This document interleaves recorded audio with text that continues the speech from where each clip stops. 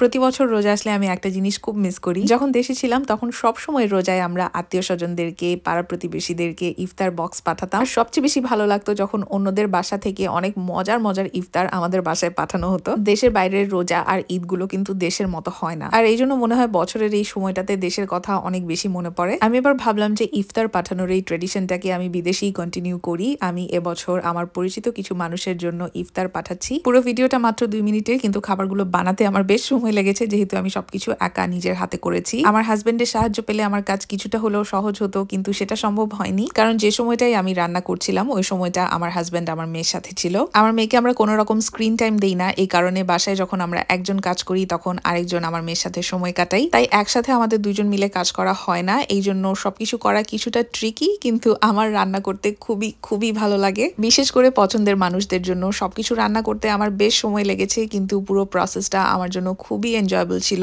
আমি সত্যি মন থেকে অনেক এনজয় করি রান্না করা। আমার মতো যাদের ছোট বেবি আছে, ব্যস্ত মায়েরা যারা মাঝে মাঝে দাওয়াত হোস্ট করতে চান, মানুষের জন্য রান্না করতে চান, তাদের জন্য আমার টিপস হলো সবকিছু বেশ অনেক দিন আগে থেকে প্ল্যান করে রাখা। আমি এখানে যা যা রান্না করেছি সবকিছু আমি অনেক দিন আগে থেকে প্ল্যান করে রেখেছিলাম, যে আমি কি কি রান্না করব, আমার গ্রোসারি লিস্ট, কি কি বাজার করতে হবে, সবকিছু আমি আগে থেকে প্ল্যান করে কয়েকদিন ধরে করেছি। এখানে বেশ অনেকগুলো জিনিস, যেমন চিকেন প্যাটি, স্প্রিং রোল, কাবাব, এগুলো আমি আগে থেকেই বানিয়ে ফ্রোজেন করে রেখেছিলাম। বিরিয়ানি আমি আগের দিন রাতে রান্না করে রেখেছিলাম। পাস্তাও আমি আগের দিন রাতে অর্ধেক রান্না করে রেখেছিলাম। বেসিক্যালি যেহেতু আমাকে সবকিছু একা করতে হয়েছে, কোনো হেল্পিং হ্যান্ড আমার নেই, তো ওই জন্য আগে থেকে প্ল্যান করে আমি সবকিছু করার চেষ্টা করি। কষ্ট হয়, কিন্তু আমার ভালো লাগে অনেক। আচ্ছা, কি কি রান্না করেছি সেটাও বলে দিই তাড়াতাড়ি। Chicken patties, chicken popcorn, spring roll, beef keema দিয়ে আলুর chop, tuna kebab, chicken sandwich, তারপর আমি চিকেন লেগ পিস বেক করেছি, বিফ বিরিয়ানি, বিফ পাস্তা, আর ডেজার্ট হিসেবে ছিল মিল্ক কেক। কোনো রেসিপি লাগলে আমাকে কমেন্টে জানাবেন।